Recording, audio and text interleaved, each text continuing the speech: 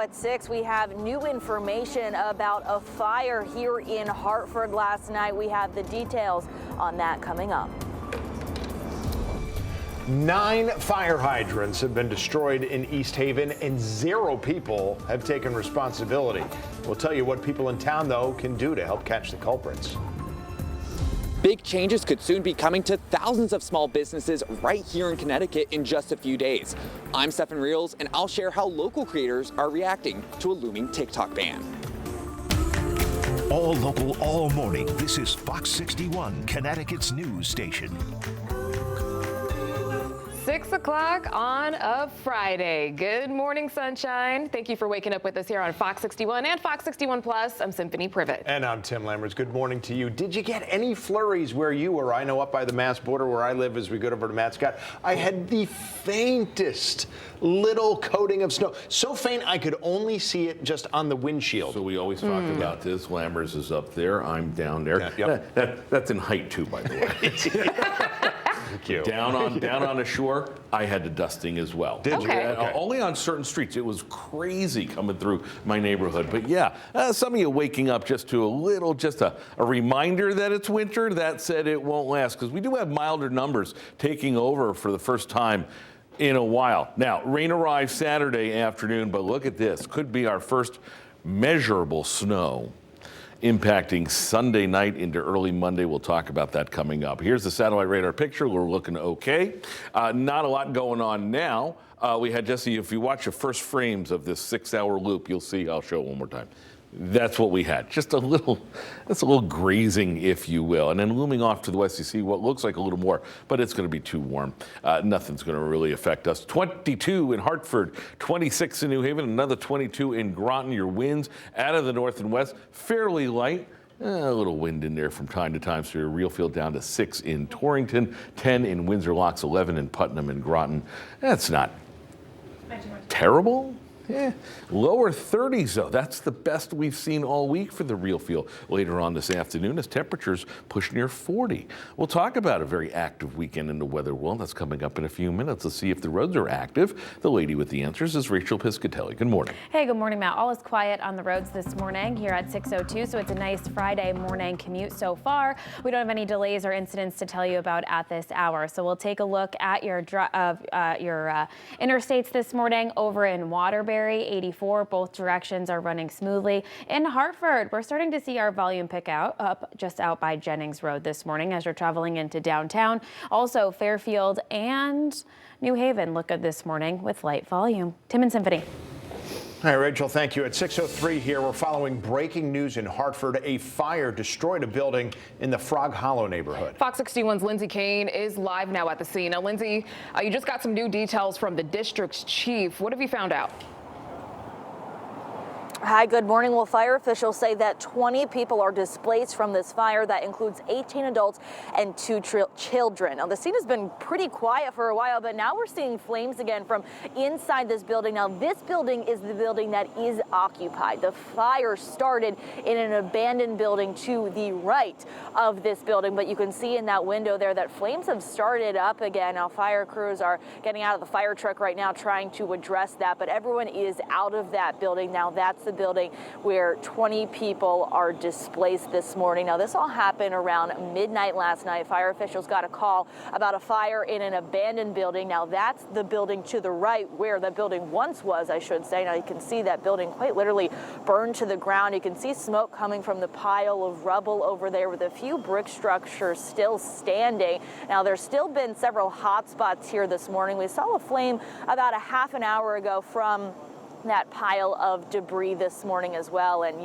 you can see the smoke in the back is picking up actually quite heavily this morning. So fire officials are here to continue monitoring both of these buildings, and it's a good thing that they are still here. Again, this fire happened midnight last night, but as you can see, the problem is still not fully handled this morning. You can see them spraying the window into the water, into that window this morning here as well. Now, we also know that the there was one person who was injured. It wasn't from anything to do with the fire. That person slipped on the ice when they were trying to evacuate from the fire, but no injuries to firefighters or anyone else inside that building, which is the good news. This all happening on Ward Street. Now, it's still unclear exactly how this fire started. Fire officials haven't given any sort of preliminary cause at this point. We do know that everyone displaced is working with the Red Cross to find additional housing this morning. So we'll continue to keep you updated, of course, on air, online, and on Fox 61 Plus as we continue to learn more.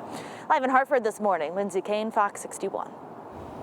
Hi, Lindsay, thank you. And as we were saying, this is the third fire in Hartford just this week, the first being Monday night at an apartment building on Wethersfield Avenue. 23 people were forced out of their homes. And then fewer than 24 hours after that, crews were called to an apartment building on Tower Avenue. A firefighter and a person who was inside the apartment were hurt, and 15 people were forced from their homes. Well, it looks like the fate of TikTok will be in the hands of the incoming Trump administration. Yeah, a White House official says President Biden will not enforce the ban that's set to take effect on Sunday. That is Biden's last full day in office. The ban is part of a law Congress passed last year that requires TikTok's China-based owner to sell the app amid concerns about national security. TikTok appealed the law to the Supreme Court over concerns about free speech violations. The justices could issue a ruling today. Well, small business owners and especially content creators in Connecticut say if TikTok were to be banned, it would devastate their livelihoods. Fox 61's Stephen Reels shares how they use the app to thrive. TikTok has become a part of hundreds of millions of people's daily lives all across the world, so it's no shock that thousands of businesses right here in Connecticut have turned to the social media platform to show off their business and, more importantly, make a living. And that includes one trending barbershop in Rocky Hill. Another day with the razor means another haircut at Sam's barbershop in Rocky Hill. And another day in the studio for Sam Balia. You going to Vegas? Yeah. A moment years in the making. Balia tells us it all started as a distraction during the pandemic that he did with his kids. But it exploded into a following hundreds of thousands of people strong on TikTok, and a reach that is almost hard to imagine. We were shut down for like 3 months. I was bored at home, and then I started making videos with my kids. Before I started making videos for haircuts. So you got a lot of success with that ASMR kind of... Oh yeah. I mix it up, like sometimes I create like a funny video, sometimes before and after, whatever, just trying to not make it like boring. I always come up with something else, something new. The worst thing can be is boring. Right? Yeah. Younger clients, they come and they think they meet a celebrity because they see my views and my exposure. A reach which has brought people from hours away to get a haircut. Something Balia and several other business owners could lose with the looming TikTok ban. It's gonna minimize kind of our exposure. According to a study by Oxford Economics, roughly 58,000 small businesses like Balia's use TikTok in Connecticut, which added $310 million to the state's GDP in 2023 and supported 2,500 jobs. This dependency on the app has now seen lawmakers like Massachusetts Senator Ed Markey push to delay TikTok's ban, set to go into effect January 19th. TikTok, like all social media platforms, has flaws, but TikTok is also critical for millions of creators to earn a living. The money for creators on TikTok can add up. While people may only earn a few cents per 1,000 views through the Creator Fund, or between $20 and $40 per million views, most of the money is wrapped up in sponsored posts, which could fetch upwards of a few $1,000s according to Exploding Topics. And it's why many creators have now gone to other platforms like Facebook, Instagram, or YouTube in order to keep their online presence alive and their in-person business going. One thing you learn about the internet and all the social media is that you gotta adapt with the changes. Everything changes all the time and stuff. So it's like, I gotta be prepared. At the moment, the Supreme Court has not ruled on the ban, but I did speak with one legal expert who told me it's still possible we'll see this ruling over the next few days, just simply because of how the court clearly sees the urgency around the topic, and they already sped up the oral argument. Stephen Reels, Fox 61. Stefan, thank you. Well, people who are struggling with their utility bills got some help last night. They got to meet with representatives from both Eversource and Avangrid to ask questions, to get tips on lowering their usage, and to work on payment plans. This was all part of an event in New Britain that the companies hosted. We have our energy low-income discount rate, so they're here to figure out which rate that they would be on, either a 10 or a 50% rate currently, and try to see if there's any way that they can be on a budget billing. Eversource said it offers flexible payment plans to those who have an overdue balance, and that gets offered regardless of the customer's income. A 19-year-old is locked up this morning in connection with a deadly drive-by shooting in New Haven 14 months ago. Joseph Dominic is accused of killing Shaquille Pearson on Pearl Street in November 2023. Investigators said Dominic was riding in a car that was stolen from Hamden. They found that car in North Haven shortly after the shooting.